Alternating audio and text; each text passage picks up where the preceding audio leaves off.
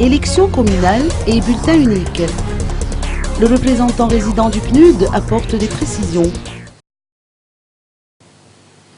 Il n'y a aucune possibilité de précocher les bulletins, a tenu à rassurer le représentant résident adjoint du PNUD au cours d'une visite que la délégation qui l'a conduite a effectuée auprès de la mairie d'Antete-Zambaru, une commune rurale du district de Thomas-Nade.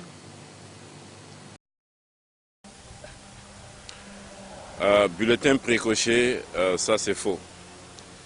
Je peux le dire parce que le PNUD a soutenu la CENIT dans la production du matériel sensible. Et parmi ce matériel sensible, nous avons les bulletins de vote, nous avons les PV autocopiants, les procès-verbaux autocopiants, et nous avons les enveloppes inviolables. Tout ce matériel a été colisé depuis la production directement pour les bureaux de vote. Et les palettes par district ont été ouvertes au niveau du district. Et dans ces palettes, il y avait des cartons scellés, comme vous avez vu tout à l'heure, pour les communes.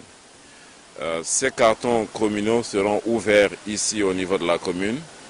Et dedans, l'empaquetage scellé et sécurisé est fait par bureau de vote.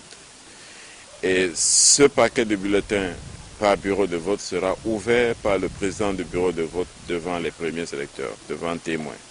Donc ce qui veut dire qu'il n'y a aucune possibilité de précocher les bulletins, puisque ces bulletins ne seront décellés et ouverts que devant les premiers électeurs le jour J par le président du bureau de vote. Donc avoir des bulletins précochés relève de l'impossible pour l'instant.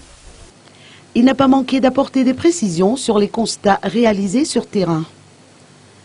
Nous sommes effectivement ici dans la commune d'Antete-Zambaru, qui se trouve à une vingtaine de kilomètres de Tamatave.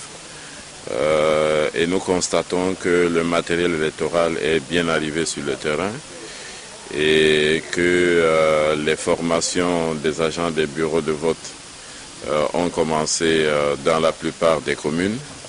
Les formations ont déjà eu lieu au niveau district, ce qui nous rassure et nous sommes confiants que les choses se passeront dans de très bonnes conditions le 31 juillet prochain.